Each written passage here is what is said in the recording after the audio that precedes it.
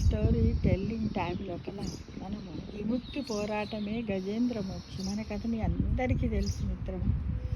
మళ్ళొక్కసారి ఈ కథలో ఉన్నటువంటి అంతరార్థాన్ని గురించి మనం మళ్ళీ తెలుసుకుందాం. మదించిన ఏనుగు చేసే భీకర ధ్వనిని గింకారం అంట. ఏనుగు బాగా అరుస్తుంది, దాన్ని ఏమంటాం? ఏనుగు యొక్క అరుపునేమంటాం? గింకారం అంటాం. మొసలి కూరల్లో చిక్కిన ఓ ఏనుగు గింకారాన్ని విడిచిపెట్టి మొసలి కూరల్లో చిక్కిన ఓ ఏనుగు గింకారాన్ని విడిచిపెట్టి ఓంకారాన్ని అందుకోగానే ఆదిదేవుడు పరుగున వచ్చి అందుకున్న కథే గజేంద్ర మోక్షం. మొసలి నోట్లోకి చిక్కినటువంటి ఏనుగట గింకారాన్ని వదిలి ఓంకారాన్ని చేసిందట. అప్పుడే పరమాత్మ వచ్చి పరుగున వచ్చి దాన్ని విడిపించాడట. ఇదే ఈ గజేంద్ర మోక్షము కథ. అందరికీ కూడా తెలుసు మిత్రమా, ప్రతి ఒక్కరికి కూడా ఇది తెలుసు. ఈ కథలో మొసలి కూరలు అంటే మనిషి యొక్క భవబంధాలకు ప్రతీకలు, చిహ్నాలు.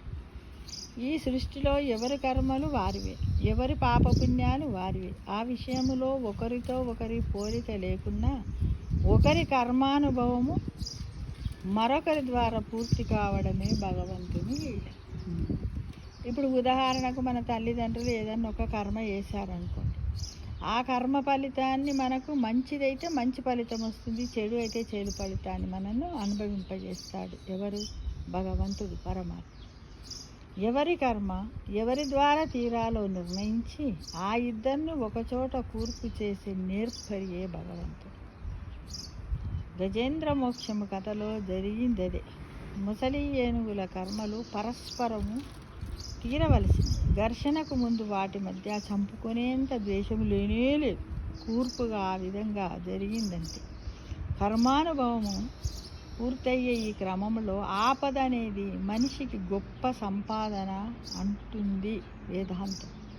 గజేంద్రుడు ముసలి ద్వారా ఆపద ఏర్పాటైంది. అది పెద్ద సంకటంగా మారింది. చివరకు జీవన్మరణ సమస్యగా పరిణమించింది. తన స్వశక్తి నమ్మి తొలుత కరిరాజు మకరితో ఘోరంగా పోరాడాడు. క్రమముగా నీరసించాడు, చావుకు దగ్గరయ్యాడు. తన స్వీయ సామర్థ్యంపై విశ్వాసం సడలిపోయింది. అరుపులు ఆగిపోయి ఆర్తి ఆవరించింది. అహంకారం క్షీణించి ఆవేదన అంకురించింది.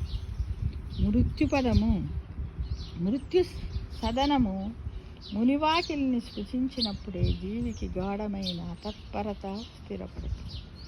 నీవు తప్ప నాకు వేరే దిక్కు లేదు అన్న నిశ్చయ బుద్ధి కలుగుతుంది. గజేంద్రుడికి అలా కలిగింది. పరమాత్మ సాక్షాత్కారానికి అది అర్హతను ఆపాదించింది. జీవాత్మకు పరమాత్మకు మధ్య దూరాన్ని చెరిపేసింది. తనను ఆదుకునేందుకై ఆపన్న ప్రసన్నుడు ఆగమేఘాల మీద పరుగెత్తుకొచ్చేలా చేసింది. వచ్చి రాగానే విష్ణువు తన ఎడమ చేతిని చాచి ఏనుగు తొండాన్ని అందుకున్నాడు. సర్పయాగము సమయములో ఇంద్రుడి సింహాసనముతో సహా తక్షకుడు ఒకసారిగా వచ్చి హోమగుండములో పడిపోయినట్లుగా ముసలితో పాటు గజేంద్రుడు తటాలున ఒడ్డున వచ్చి పడ్డాడు. చక్రాయుధముతో శ్రీహరి మరొకరి తల తరికేశాడు.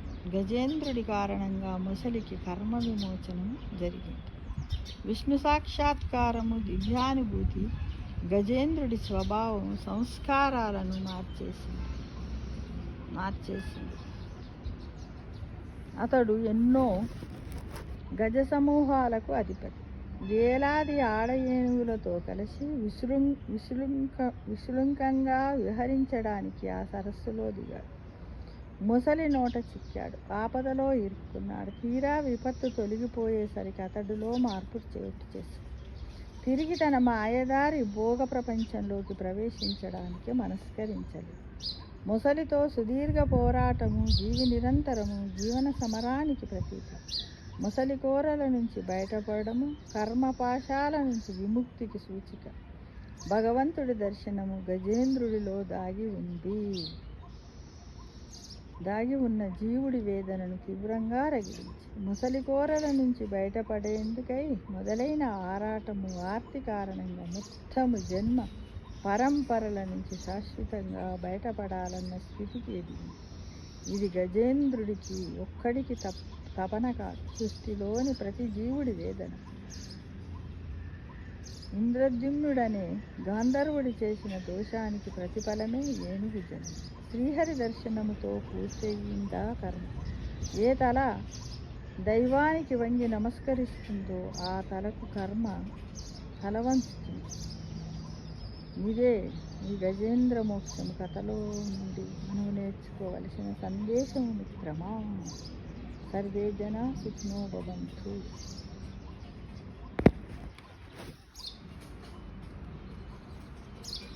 సర్వే జనా సుఖినో భవంతు.